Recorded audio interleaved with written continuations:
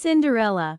Once there was a gentleman who married, for his second wife, the proudest and most haughty woman that was ever seen.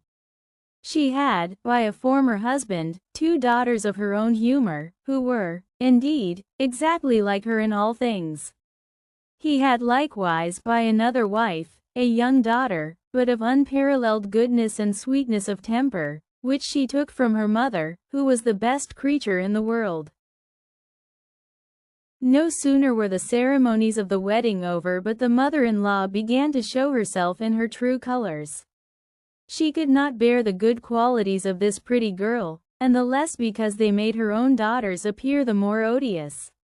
She employed her in the meanest work of the house. She scoured the dishes, tables, etc., and scrubbed Madam's chamber, and those of Mrs., her daughters. She lay up in a sorry garret, upon a wretched straw bed, while her sisters lay in fine rooms, with floors all inlaid, upon beds of the very newest fashion, and where they had looking-glasses so large that they might see themselves at their full length from head to foot. The poor girl bore all patiently, and dared not tell her father, who would have rattled her off, for his wife governed him entirely. When she had done her work, she used to go into the chimney corner, and sit down among cinders and ashes, which made her commonly be called Cinderwench, but the youngest, who was not so rude and uncivil as the eldest, called her Cinderella. However, Cinderella, notwithstanding her mean apparel, was 100 times handsomer than her sisters, though they were always dressed very richly. It happened that the king's son gave a ball, and invited all persons of fashion to it. Our young misses were also invited, for they cut a very grand figure among the quality. They were mightily delighted at this invitation, and wonderfully busy in choosing out such gowns, petticoats, and headclothes as might become them. This was a new trouble to Cinderella, for it was she who ironed her sisters' linen, and plaited their ruffles. They talked all day long of nothing but how they should be dressed. "For my part," said the eldest, "I will wear my red velvet suit with French trimming." "And I," said the youngest, "shall have my usual petticoat, but then, to make amends for that, I will put on my gold-flowered manteau, and my diamond stomacher, which is far from being the most ordinary one in the world." They sent for the best tire-woman they could get to make up their head-dresses and adjust their double pinners, and they had their red brushes and patches from Mademoiselle de la Poche. Cinderella was likewise called up to them to be consulted in all these matters, for she had excellent notions, and advised them always for the best, nay, and offered her services to dress their heads, which they were very willing she should do. As she was doing this, they said to her, "Cinderella, would you not be glad to go to the ball?" "Alas," said she, "you only jeer me, it is not for such as I am to go thither." "Thou art in the right of it," replied they, "it would make the people laugh to see a Cinderwench at a ball." Anyone but Cinderella would have dressed their heads awry, but she was very good, and dressed them perfectly well. They were almost 2 days without eating, so much were they transported with joy. They broke above a dozen laces in trying to be laced up close, that they might have a fine slender shape, and they were continually at their looking-glass. At last the happy day came. They went to court, and Cinderella followed them with her eyes as long as she could, and when she had lost sight of them, she fell a-crying. Her godmother, who saw her all in tears, asked her what was the matter. I wish I could," she was not able to speak the rest, being interrupted by her tears and sobbing. At their looking-glass. At last the happy day came. They went to court, and Cinderella followed them with her eyes as long as she could, and when she had lost sight of them, she fell a-crying. Her godmother, who saw her all in tears, asked her what was the matter. I wish I could," she was not able to speak the rest, being interrupted by her tears and sobbing.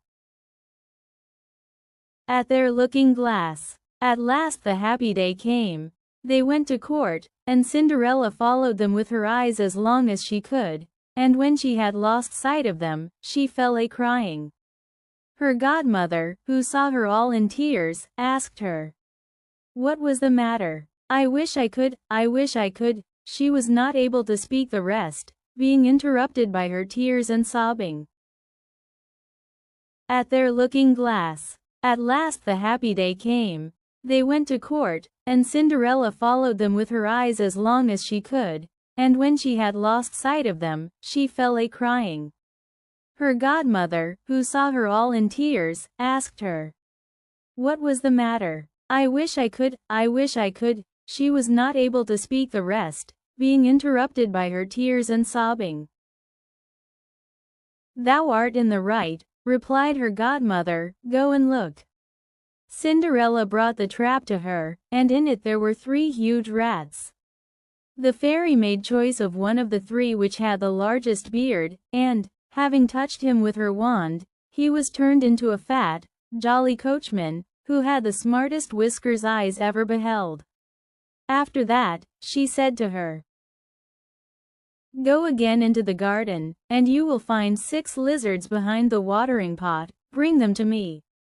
She had no sooner done so but her godmother turned them into 6 footmen, who skipped up immediately behind the coach, with their liveries all bedaubed with gold and silver, and clung as close behind each other as if they had done nothing else their whole lives. The fairy then said to Cinderella, "Well, you see here an equipage fit to go to the ball with. Are you not pleased with it?" "Oh, yes," cried she, "but must I go thither as I am, in these nasty rags?" Her godmother only just touched her with her wand, and, at the same instant, her clothes were turned into cloth of gold and silver, all beset with jewels. This done, she gave her a pair of glass slippers, the prettiest in the whole world. Being thus decked out, she got up into her coach. But her godmother, above all things, commanded her not to stay till after midnight, telling her, at the same time, that if she stayed 1 moment longer, the coach would be a pumpkin again, her horses mice, her coachman a rat, her footmen lizards, and her clothes become just as they were before. She promised her godmother she would not fail of leaving the ball before midnight, and then away she drives, scarce able to contain herself for joy.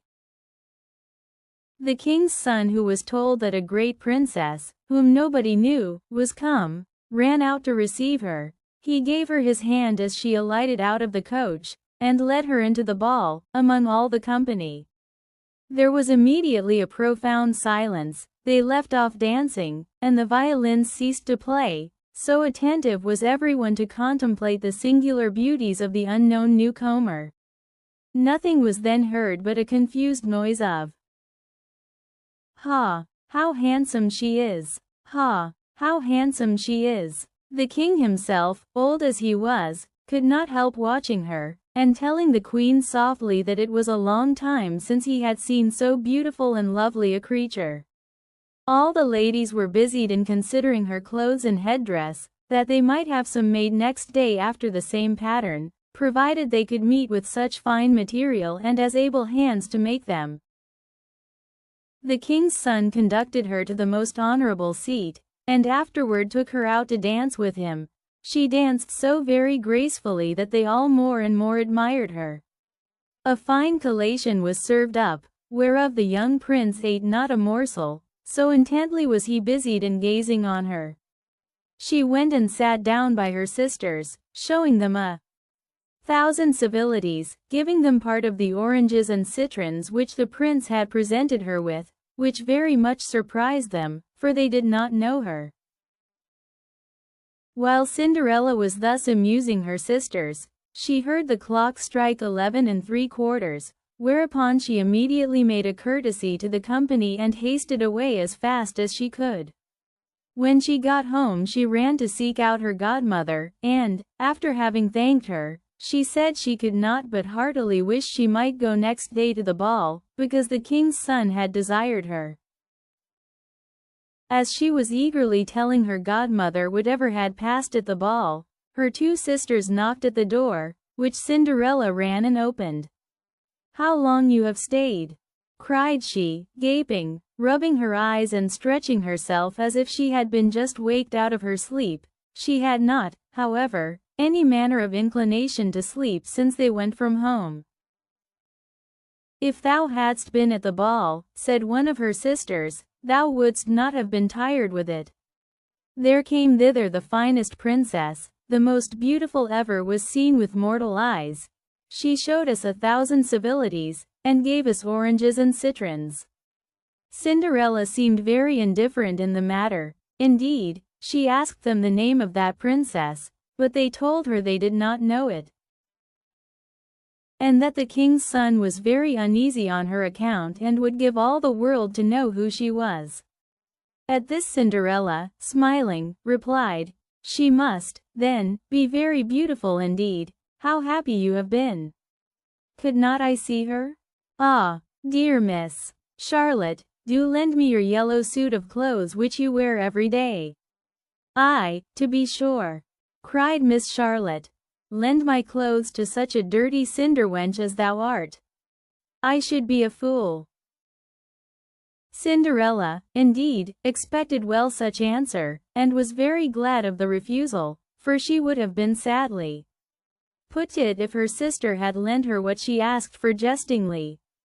The next day the two sisters were at the ball, and so was Cinderella, but dressed more magnificently than before.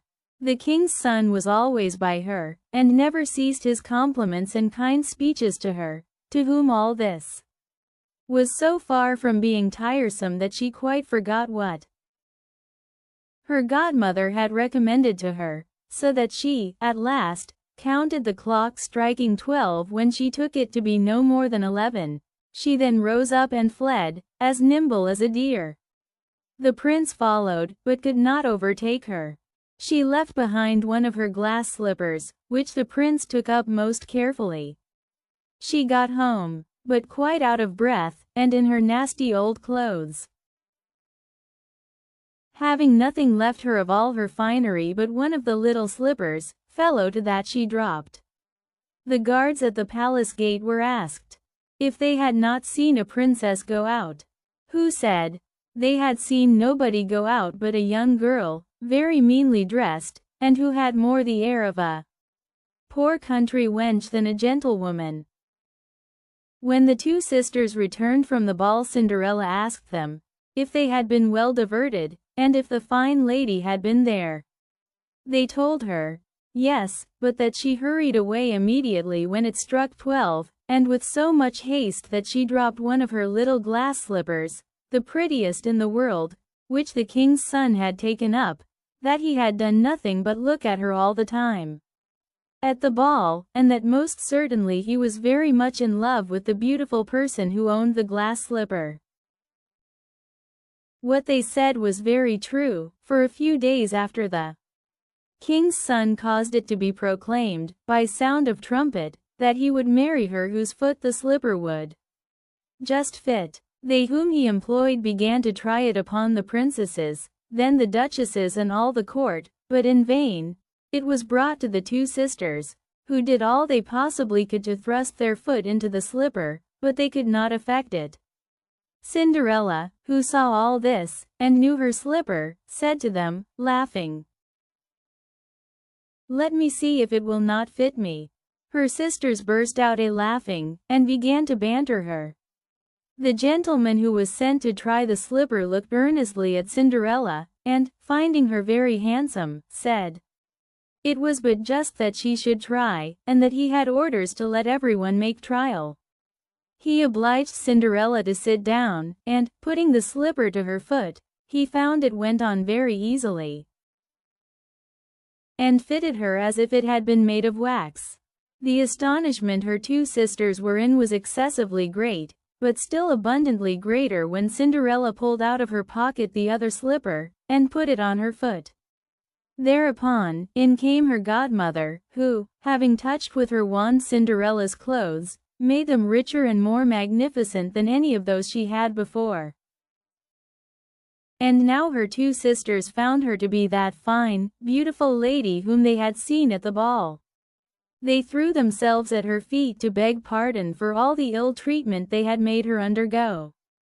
Cinderella took them up, and, as she embraced them, cried that she forgave them with all her heart, and desired them always to love her. She was conducted to the young prince, dressed as she was. He thought her more charming than ever, and, a few days after, married her. Cinderella, who was no less good than beautiful, gave her two sisters lodgings in the palace, and that very same day matched them with two great lords of the court.